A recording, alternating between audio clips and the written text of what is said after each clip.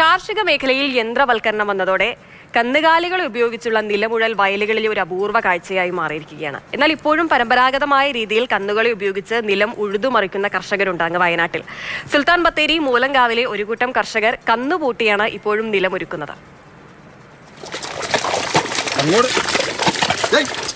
വയലുകൾ ഉഴുതുമറിക്കാൻ ട്രാക്ടറും ടില്ലറും ഒക്കെ എത്തിയതോടെയാണ് കന്നുകാലികളെ ഉപയോഗിച്ചുള്ള നിലമൊരുക്കൽ അപൂർവ കാഴ്ചയായത്.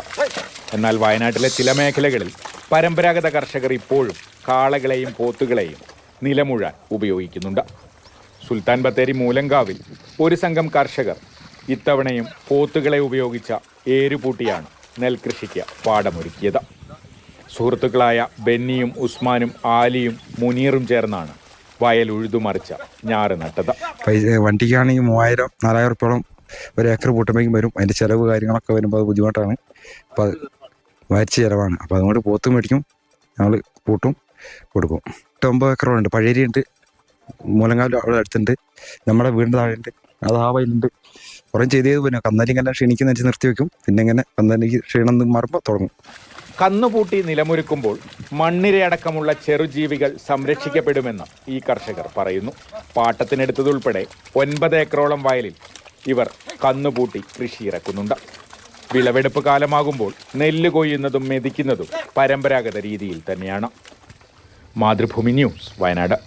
ഈ ഒരു കാർഷിക ദിനത്തിൽ തന്നെ ഈ മനോഹരമായ കാഴ്ച കാണുമ്പോൾ വലിയ സന്തോഷം. പണ്ടുകാലത്ത് കേരളത്തിൽ നെൽകൃഷിയുള്ള പ്രദേശങ്ങളിലൊക്കെ കൃഷി ഇറക്കുന്ന സമയത്ത് സർവ്വസാധാരണമായ കാഴ്ചയായിരുന്നു ഈ കന്നുപൂട്ടൽ. ഞങ്ങളുടെ നാട്ടിൽ വയനാട്ടിൽ ഈ കന്നുപൂട്ടലിന് ഏര് പൂട്ടുക, ഏര് കെട്ടുക എന്നൊക്കെയാണ് പറയുക. ഏര് എന്ന് ഉദ്ദേശിക്കുന്നത് ഈ ഒരു ജോഡിയാണ്. ഒരു ജോഡി പോത്തോ കാളയോ ഉള്ള ആ സംവിധാനത്തിനാണ് ഒരു ഏര് എന്ന് പറയുന്നത്. കൃഷിയുള്ള വീടുകളിലൊക്കെ പണ്ട് കാലത്ത് 1-2 ജോഡി ഏരുകൾ ഉണ്ടാകുമായിരുന്നു. എൻ്റെ ചെറുപ്പത്തിലൊക്കെ അത്തരത്തിൽ ഈ കാളകളെയും പോത്തുകളെയും ഒക്കെ ഉപയോഗിച്ചാണ് നിലമൊരുക്കിയിരുന്നത്.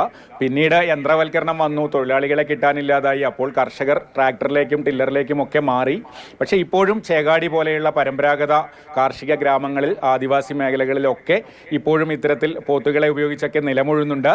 നമ്മളുടെ ഈ വാർത്തയിൽ ഒരു 4 അംഗ കർഷക കൂട്ടുകാർ ചേർന്നാണ് കൃഷി ഇറക്കുന്നത്. അവർ വയൽ പാട്ടത്തിനെടുത്തൊക്കെ നെൽകൃഷി ഇറക്കുകയാണ്.